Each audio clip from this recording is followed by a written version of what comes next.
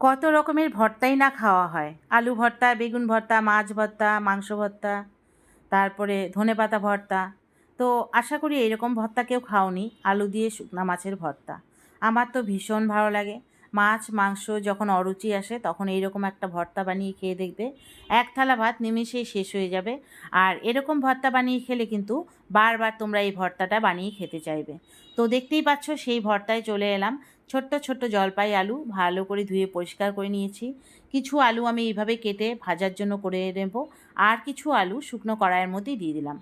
এতে পরিমাণ মতো নুন দিয়ে দিলাম, পরিমাণ মতো হলুদটাও দিয়ে দিলাম। এবার নুন হলুদটা আলুর সাথে ভালো করে মিশিয়ে তার মধ্যে দিয়ে দিব এক মুঠো রসুনের কোয়া, দিয়ে দিব এক মুঠো পেঁয়াজ কুচি আর 7-8টা কাঁচা লঙ্কা।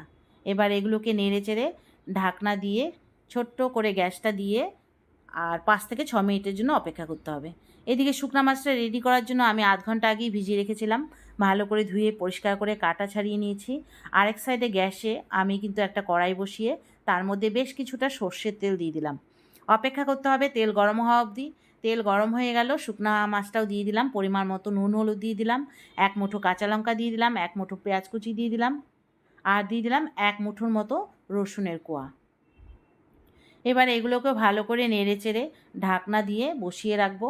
আর ততক্ষণে আমি চলে যাব আলুটা দেখতে। আলুটা আমি দেখে নিচ্ছি সেদ্ধ হয়েছে কি না। তো আলুটা সেদ্ধ হয়ে গেছে।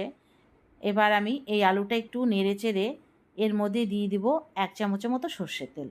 এবার এটাকেও ভালো করে নেড়ে চেড়ে নিতে হবে, আর গ্যাসের ফ্লেমটা বাড়িয়ে কিন্তু ভালো করে ভেজে নিতে হবে। এদিকে শুকনা মাছটাও মোটামুটি হয়ে গেছে আমার।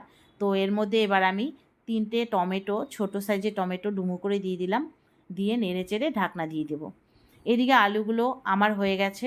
কড়াই শুদ্ধই নামিয়ে এবার একটা এরকম শিলের সাহায্যে, মনে করেন যদি কোনো শত্রু থাকে তাহলে শত্রুকে তো আর মাথা ছাঁচা যায় না, তো ঠিক সেই রাগটাই এইখানে দিতে হবে। এই শিলের সাহায্যে এইভাবে ঠিক জোরে জোরে জোরে জোরে থ্যাতলাতে হবে, যেন মনে করেন আপনার শত্রুকে মারতেছেন, কিছুটা হলেও মনের ঝাল মিটবে।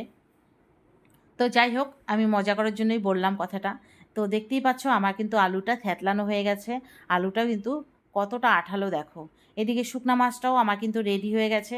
এইটাকেও কিন্তু গ্যাসের ফ্লেমটা বাড়িয়ে একটু নেড়ে চেড়ে নিব, আর খুন্তির সাহায্যে কিন্তু এগুলোকেও একটু ভালো করে থেতলে দেব, যাতে রসুনের কোয়া, টমেটো, পেঁয়াজ, শুকনা মাছ এগুলো একটু মাখো মাখো হয়ে যায়।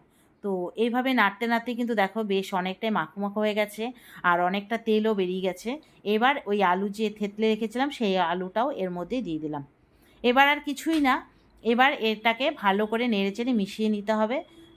গ্যাসের ফ্লেমটা বাড়িয়ে ভালো করে নেড়েচেড়ে নিলেই কিন্তু আলু দিয়ে শুকনা মাছের রেসিপিটা তৈরি হয়ে যাবে। আমি গ্যারান্টি দিয়ে বলতে পারি, কারো যদি মুখে অরুচি থাকে তাহলে এটা দিয়ে কিন্তু এক থালা ভাত নিমেষেই শেষ হয়ে যাবে। তো এরকম নতুন নতুন ভর্তা বা রেসিপি পেতে আমার পেজটিকে ফলো করে রাখুন। আর এরকম ভর্তা যদি কেউ খেয়ে থাকেন কমেন্ট করবেন, না খেয়ে থাকলে অবশ্যই একবার বানিয়ে খাবেন।